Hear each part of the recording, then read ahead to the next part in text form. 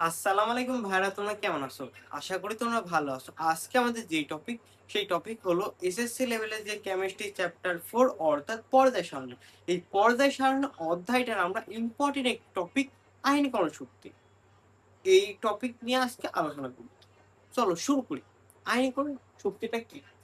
আয়নীকরণ শক্তি হলো কোনো একটি পরমাণু থেকে ইলেকট্রনটা বের করার যে শক্তিটা, সেই জিনিসটা।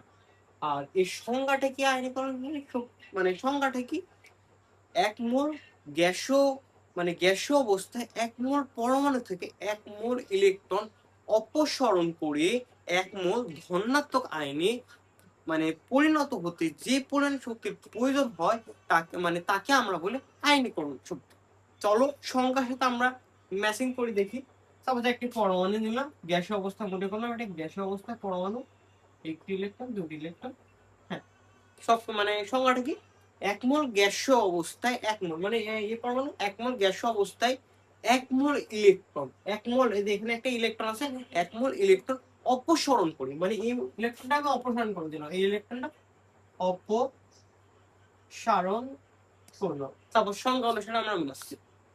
তাহলে এক মোল ইলেকট্রন অপসারণ করে এক মোল ধনাত্মক আয়নে পরিণত হতে যে পরিমাণ শক্তির প্রয়োজন হয়, সেই জিনিসটাকে আমরা বলছি আয়নীকরণ শক্তি। এই ইলেকট্রনটা সে যদি অপসারণ করে, তখন তো সে ধনাত্মক হয়ে যাবে। একটি ইলেকট্রন দিছে, তাহলে ধনাত্মক হয়ে যাবে। তাহলে সংজ্ঞা অনুসারে কি আসলে বুঝতে পারছো? এবার আমরা এক্সাম্পল কিছু জিনিস দেখব। সোডিয়াম, ম্যাগনেসিয়াম, অ্যালুমিনিয়াম, সিলিকন, এর মধ্যে কার আয়নীকরণ শক্তির মান বেশি? আর একটা জিনিস মনে রাখো, একই পর্যায়ে বাম থেকে ডান দিকে গেলে আয়নীকরণ শক্তির মান বাড়ে।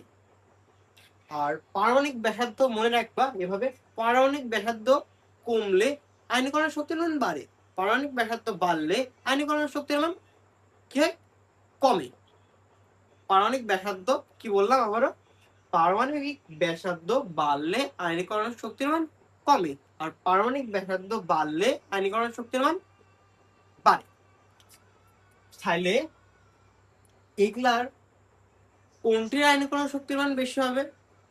এইগুলো মূলের মধ্যে সিলিকনের আয়নীকরণ শক্তির মান বেশি হবে, কারণ একই পর্যায়ে বাম থেকে ডান দিকে গেলে আয়নীকরণ শক্তির মান বৃদ্ধি পায়। তাহলে সিলিকনের আয়নীকরণ শক্তির মান বেশি এই সোডিয়াম, ম্যাগনেসিয়াম, অ্যালুমিনিয়ামের তুলনায়। তাহলে সিলিকনের আয়নীকরণ শক্তির মান বেশি। এবার আমরা গ্রুপ হিসাবে চিন্তা করি তো, গ্রুপ হিসাবে কোন কোন মৌল? হাইড্রোজেন নিলাম, লিথিয়াম, লিথিয়াম মৌলনি, লিথিয়াম, তারপর সোডিয়াম। এর মধ্যে কার আয়নীকরণ শক্তির মান বড় বেশি বলতো? পারমাণবিক পারমাণবিক ব্যাসার্ধ উপর থেকে নিচে নামলে পারমাণবিক ব্যাসার্ধ বাড়ে, তাহলে আয়নীকরণ শক্তির মান কমবে। তাহলে সোডিয়ামের আয়নীকরণ শক্তির মান কম, হাইড্রোজেনের আয়নীকরণ শক্তি বেশি। এটা কিন্তু গ্রুপ অনুযায়ী, এটা কিন্তু কি অনুযায়ী? গ্রুপ অনুসারে। আর পর্যায় অনুসারে কি? একই পর্যায়ে বাম থেকে ডান দিকে গেলে আয়নীকরণ শক্তির মান বাড়ে, আর গ্রুপের ক্ষেত্রে একই গ্রুপ উপর থেকে নিচে নামলে আয়নীকরণ শক্তির মান কমে বা হ্রাস পায়, এক কথা। তাহলে আমাকে একটা বলতো, পটাশিয়াম ও ক্যালসিয়াম এর মধ্যে কার আয়নীকরণ শক্তির মান বেশি? একই পর্যায়ে বাম থেকে ডান দিকে গেলে আয়নীকরণ শক্তির মান বাড়ে, তাহলে ক্যালসিয়ামের আয়নীকরণ শক্তির মান বেশি পটাশিয়ামের তুলনায়। আশা করি আয়নীকরণ শক্তির যা সমস্ত বিষয় আছে তা সুন্দর করে ক্লিয়ার আছে।